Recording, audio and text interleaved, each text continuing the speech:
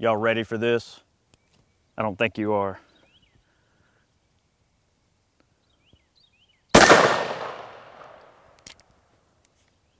It was a mini shell. I was just messing with you guys a little bit. Welcome back, everybody. This is Eric here with Iraq Veteran 8888. And that's right, today we've got this really crazy firearm, the Remington TAC-14. It is a firearm with a 14-inch barrel and a bird's head grip on it. And this firearm fires 12-gauge shells, okay? And it's pretty cool, all right? There's a lot of accessories that have came out for this particular little guy here that make it a lot of fun to play around with. Of course, we don't have those accessories today, though. All we have is it, and it's from the factory configuration. So we have a 14-inch barrel, a 5-shot tube, Magpul 4-in, you got a bird's head grip, but all in all, it's pretty much the same type of Remington 870 that you would expect. Guys, you've probably seen some of the stuff out there on the market, such as like the Fostech Origin firearm, which is basically a Sega 12 type configuration, but in a very short package.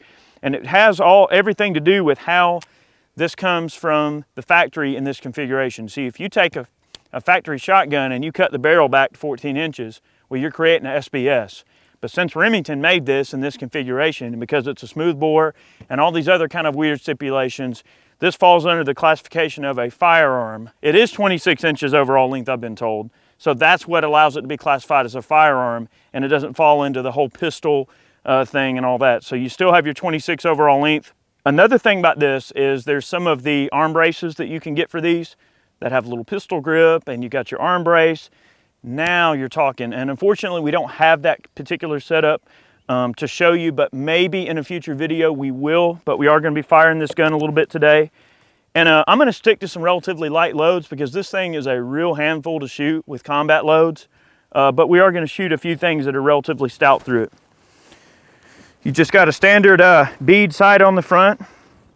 The receiver on this particular gun is not drilled and tapped. Although, from my understanding, there are some models out there. I think Mossberg has their Shockwave, or whatever they call it. And that particular gun has, I do believe, has a drilled and tapped receiver. And you might be able to get these with a factory drilled and tapped receiver. You know how that is. I mean, configurations kind of are what they are. All right, we're going to try some cut shells. Because this is basically a bird load that's just been cut. And it should give us some slug-like potential here. I'm going to see if I can take out some of our targets here. Oh boy. Try to hold on to this thing and not get hit in the face.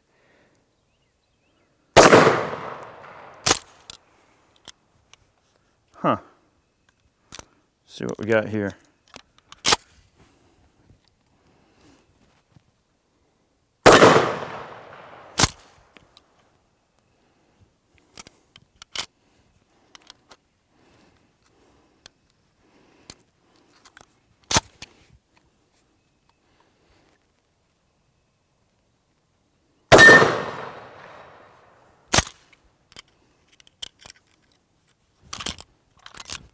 All right, we'll try a couple of buckshot loads and run them through the tube here on the little TAC-14.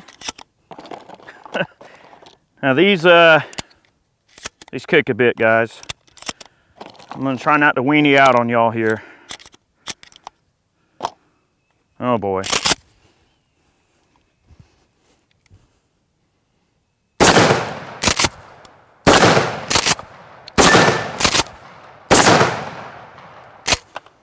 Kind of hard to aim, obviously.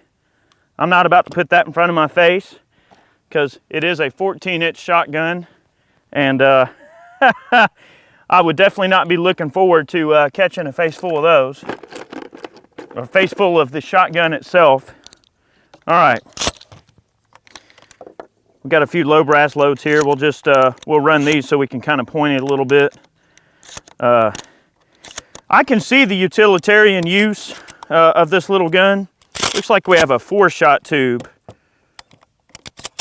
4-shot tube and one in the chamber makes for a 5-shot. These are useful. I should be able to point this.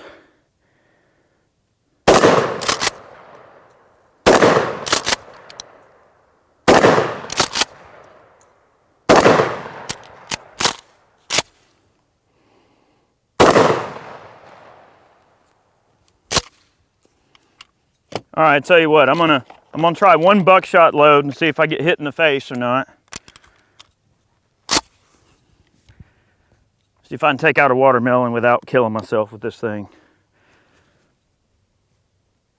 All right, that wasn't too bad. I'm gonna take out the rest of our sodas and our watermelon down there with a couple of buckshot rounds.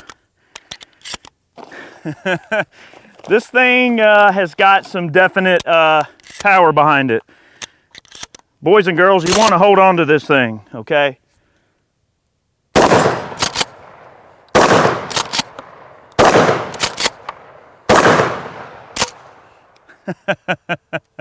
Not bad.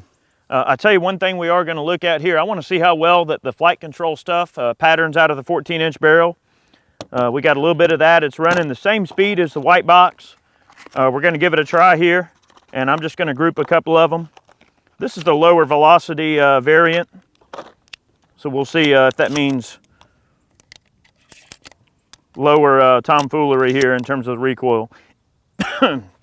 It's got a bit of kick, guys. It's not that bad. This is definitely not a shotgun for a beginner, okay? If you're going to get one of these, you know, this probably wouldn't be the only type of shotgun I would own. If you're only going to consider one, this would not be the only one you'd want to have. This thing, without the brace or any other, you know, like the Mossbergs have the strap on the front. You can get the strap for this, but without that, this thing's really a novelty. Unless you're like stupid close ranges. Let's see how this stuff patterns. Oh boy, here we go.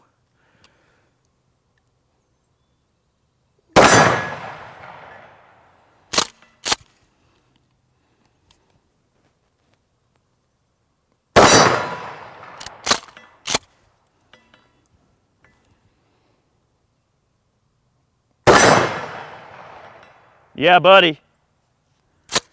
Now, it's not overly pleasant to shoot, but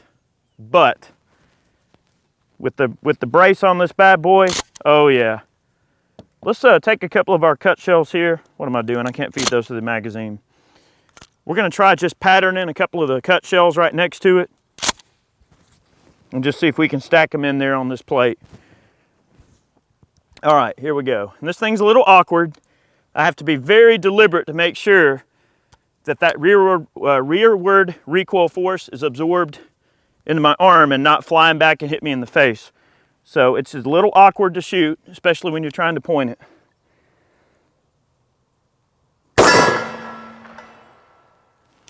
Right in the top of the head right there on that plate. Let me try bringing my point of aim down just a bit. All right, and these are cut shells.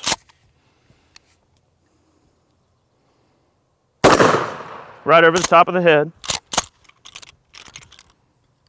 And guys, cut shells are just kind of a field expedient thing, not really intended to be a type of thing you run through the magazine or anything. Bring it down just a hair. Okay. Not too bad. All right, another cut shell.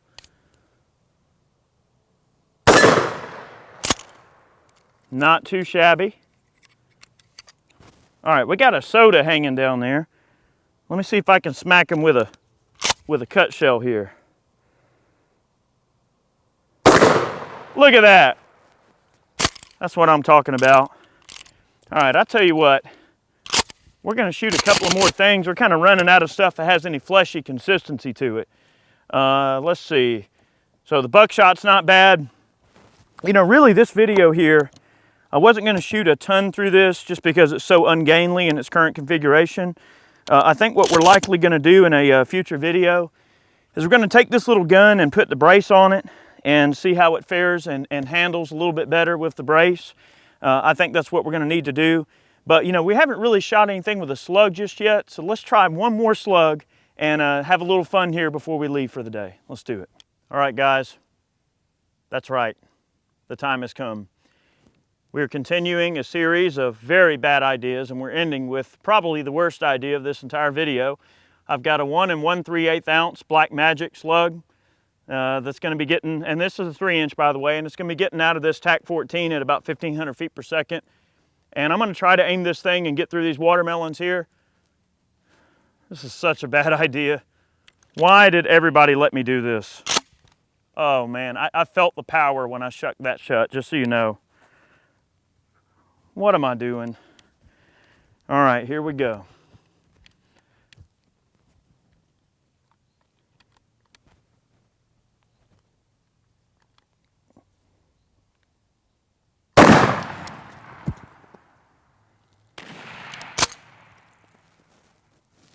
And nothing to it but to do it, guys. Let's see what happened. All right, door number 1, door number 2, get out of here. Door number 3, that's not pleasant looking either. Door number 4, yeah, you just get out of here. All right, door number 5, entry. No exit. You know what that means. Guys, I'm gonna tell you one thing right now. That TAC-14 is pretty cool. I think that I'm gonna have to pick one of those up. I'm gonna probably end up picking up one of the all-weather models, the Marine models, and I think I'm gonna have to go with the stabilizing arm brace, because shooting that thing with just my arms without the brace on it is a little bit problematic. I mean, you could do it if you had to, but it would help to have that brace to put against my arm, you know, just to make sure that that thing doesn't destroy me. All right, come on, Ronin Tactics. Let's get through this here. Oh yeah, nice. Open sesame. All right, we'll be back in a moment. I'm the Batman.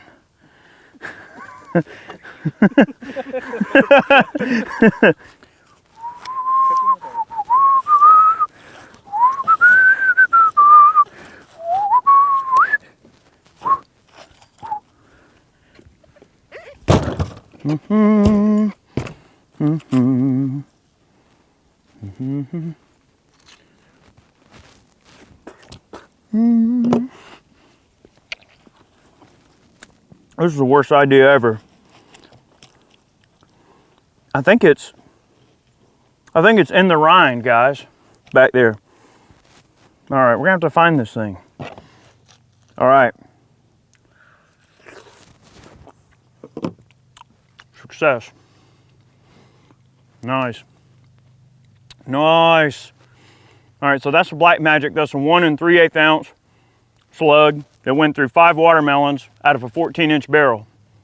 That's some pretty impressive stuff. That TAC-14 is a pretty neat gun. I think I'm gonna have to pick one up. Guys, thanks for watching today's video. Those of you that support us on Patreon, through the purchase of man cans, through the purchase of t-shirts such as actually this t-shirt we don't make any money on. This is, well, it doesn't come with the watermelon splooge on there. But this shirt is the one we're gonna be wearing at NRA annual meeting, this upcoming meeting. So, but those of you that support us on the t-shirt sales, Patreon, man cans, all of those things allow us to take on these crazy projects and allow me to act like a child. But let's face it, it's so much fun. Guys, thanks for watching today's video. We'll catch you next time.